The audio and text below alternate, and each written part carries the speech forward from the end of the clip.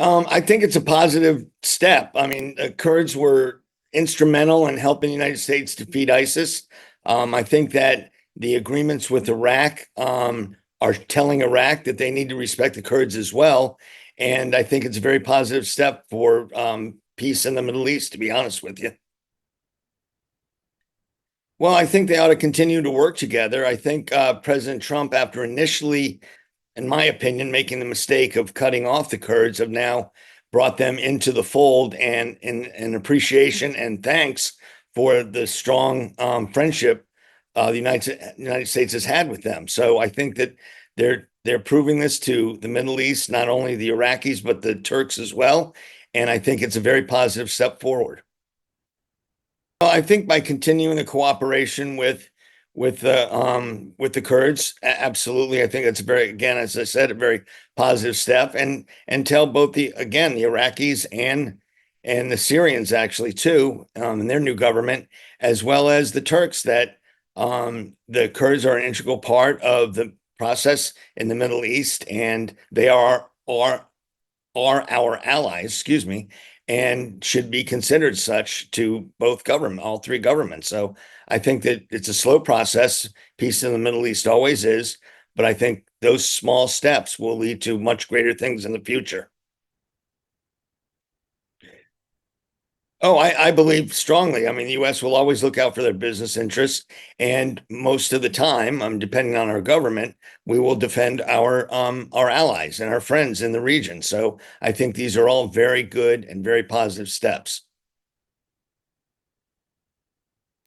I think they see him very positively. I mean, Trump is a deal maker. I mean, he claims, he wrote a book called The Art of the Deal. And so he is looking always for economic opportunities for the United States overseas. And I think he treats those relationships very strongly and very closely, and he will defend them overseas as well. And so I mean, Trump is in his second term now. He cannot serve a third term. So he wants to look at a legacy. And one of those legacy I believe he wants is peace in the Middle East. And this is one of many steps that he is taking towards that goal. Absolutely. Well, Iraq, in a way, you could say, kind of needs us over there to help defend their constitution.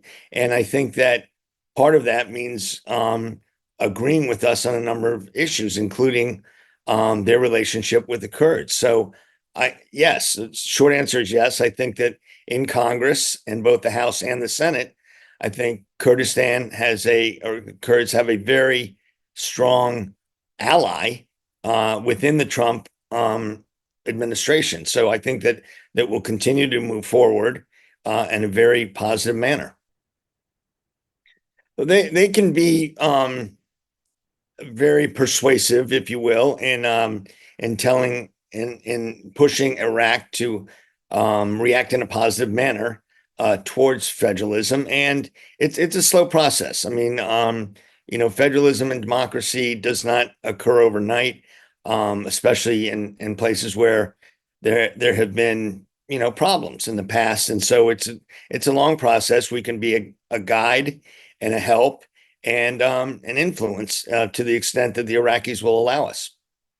I think they want a stable and friendly ally, which we already have in Kurdistan, and I think that we want to work together on things that are negatively impacting the rest of the Middle East, and I think that Kurdistan can be a very close ally in the United States efforts over there. Oh, absolutely. Peace is always an interest. And the more cooperation, the more peace, and the more help that we can give economically, militarily, whatever it takes to keep peace in the Middle East. And I think the United States and Kurdistan can work very closely on achieving that goal. I do believe that. And I think that this is, again, just a first step in achieving that goal. I think you'll see closer and closer cooperation between the U.S. and the Kurds. I do believe that. And I think, again, I think this is a first step, and I think it will continue. And yeah, yes, you're correct in that the political parties do differ from time to time on issues, especially when it comes to the Middle East. But I think that this is a first very positive step that you will see continue to move forward, and keep the Kurds and the U.S. very close allies long into the future. I think it sends a huge message. I mean, just as the U.S. opening their embassy in Jerusalem, I think that this also is a very symbolic step on how the United States feels about the future of its relationship with the Kurdish people.